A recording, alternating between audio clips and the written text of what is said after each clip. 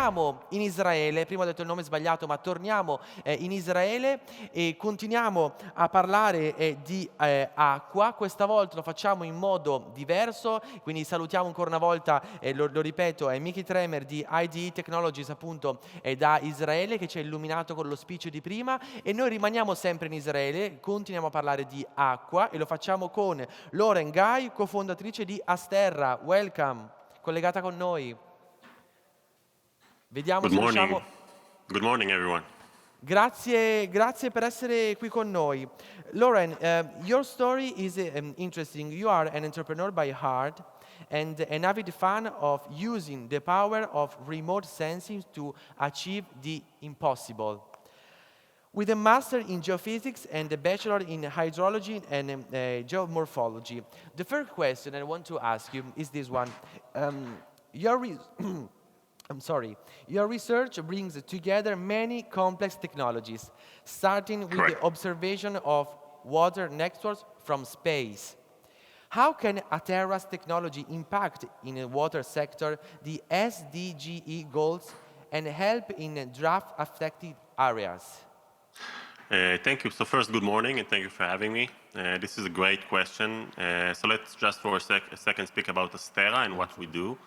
So with Astera, we use satellites to find different phenomena under the ground. More precisely, we are using radar satellites to penetrate the ground and to find indication of treated water leakages under the ground. And if you are now looking on the issues with SDG and what's going on around the world, it's not a problem of each unique country anymore. It's a global problem that needs to be solved together. And I think this is the power of using satellites, where you are not focusing on very small points. You are looking on the macro level of the things. And I think this is the true thing that Astera brings to the table. We take an image of the entire country, let's say Italy or any other country. We analyze the entire country in a few seconds, and then we can pinpoint and give a macro level view to the end customers, to the utility, to the government, to the country, where it should focus its resources to solve the issues. And water is not everything. Pushing water is also energy. 20% of the energy of each country is about pushing water, is about bringing the water to you as a customer. So think if there's a leakage, and in Italy, for example, 30% of the water are leakages, think that out of those 30%, this is a huge energy, which is a waste to the country. So us as a company looking from satellite on the border view, I think really brings the added benefits to the SDG and to the macro level, and not just focusing on unique issues. Of course. And having you here is very important because I really want to know another thing. Because your technology developments, such as earthworks, are intended to prevent catastrophic events in large infrastructure, such as dams and railways. Correct. How do you achieve these goals? So we started with the water leakages because we knew it's a big issue, but that's not the only issues that we have around the world. Lately, we see more and more floods. Lately, we see extreme changes in temperature and things like that.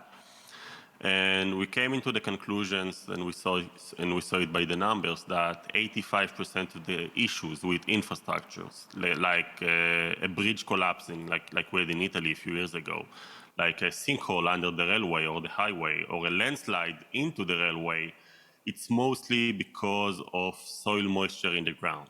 It's soil moisture in location where it shouldn't be. It's because of bad drainage. It's because of floods, of course, or any other reasons.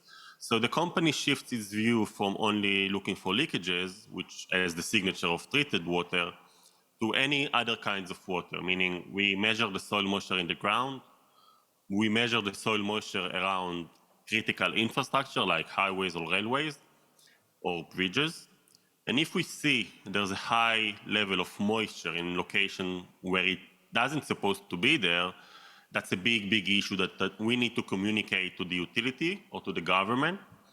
And in that way, of course, we can save the economical value of shutting down a railway or shutting down a highway, but we also can save lives. a landslide that can come into a railway, and we saw cases like that in Scotland, for example, last year, where the train derails because of that landslide and people died.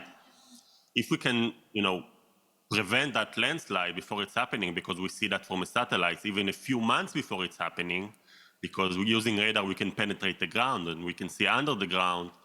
The huge benefits are, of course, economical, but also human lives. And we can only say thank you for your job. And we have talked about the present, but talking about the future, which are the goals in this extremely important era where you are doing your job? So yeah, so as you know, the SDG world is quite huge. It's much more than water. It's much more than energy. And if you really want to tackle the issues that we face right now, you need to look at it from another angles. So Astera, as a commercial company, is not very similar to other companies. And what do I mean by that?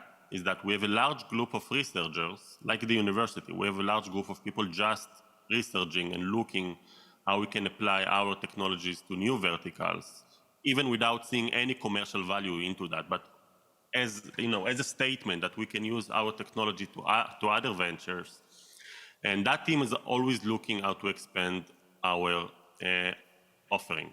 One of the specific things that we identified lately is around resources and mineral explorations. So we all know that most of the countries in Europe and in the world are using gas or using petroleum for energy purposes, to heat our homes, to cars, to fuel, all of that. And this is a thing that have to change. And lately we see more and more electric vehicles. We see more and more solutions to that issue. And you see more and more countries stating that by 2050 or 2035, there will be no more vehicles operated by petroleum or gas. So, but there is an issue. In order to solve that, you need more and more electric vehicles. And for electric vehicles, you need more and more lithium, for example. And lithium is a big issue, finding lithium around the world. So the company lately shifted its focus into the mineral explorations, and more precisely to find lithium. We help countries to find high lithium concentrations in the soil, because right now there's a big shortage in that. So we help the countries finding where exactly it can find lithium, where it can extract the lithium from the soil. And by doing that, we narrow down the shortage of lithium, and then we narrow down the shortage of electric vehicles that we see right now. And in the longer run, that will be a big effect on the energy equations around the world. And as I said, we can only say thank you. Thank you for your job, for what you're doing, for our present, and for our future, but of course also for our present. So thank you. Thank you to Lauren Guy, co-founder of Astera. Thank you very much. It's my pleasure. Thank you. Have a nice day. Thank you. Thank you very much.